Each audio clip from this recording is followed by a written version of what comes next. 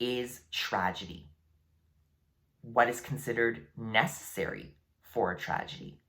Why should audiences watch tragedies? How does the Bacchae signify our society in relation to the COVID-19 pandemic? In Introduction to Performance, one investigates the concept of holy theater in a play. And after reading Aristotle's Poetics, section 1, part 7, Aristotle defines tragedy as an imitation of an action that is complete, whole, and of a certain magnitude. A whole is that which has a beginning, a middle, and an end. And Aristotle continues by mentioning the 6 elements that are necessary to include in a tragedy. These include plot, known as the theme; character, does the protagonist have a tragic flaw that leads to their death? Thought, the feelings and emotions the characters in the play have. Diction, the arrangement of artistic language. Song, harmony and melody. And spectacle, such as the audience, although it can be read as a text to consider this a tragedy.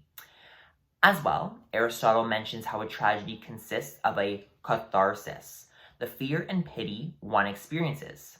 He states, fear and pity may be aroused by spectacular means, but they may also result from inner structure of the piece and indicates a superior poet. And since the pleasure which the poet should afford in that which comes from pity and for the imitation, it is evident that this quality must be impressed upon the incidents.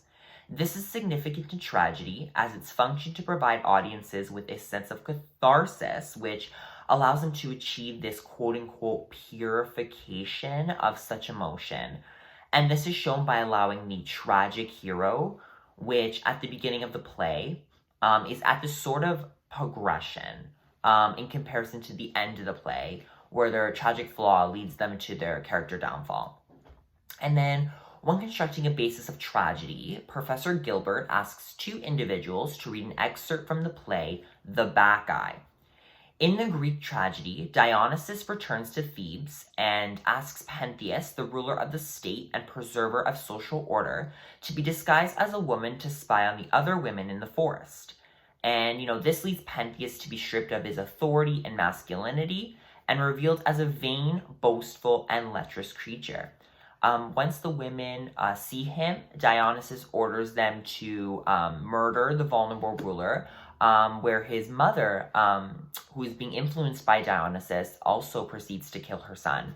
And through being divided into these breakout rooms, Professor Gilbert speaks about the relevance of tragedy within our society. And the Bacchae depicts a struggle of the forces of control, known as restraint, and freedom, known as release. And as Pentheus is shown to represent, this sort of social order, this can be relevant when examining the idea of COVID-19, as you can compare the women to these sort of anti-vaxxers, women that are isolated from society, that believe their own rights, their own choices, as opposed to other people who are listening to government officials saying that the vaccine is necessary in order to partake in everyday life. And then this is significant, because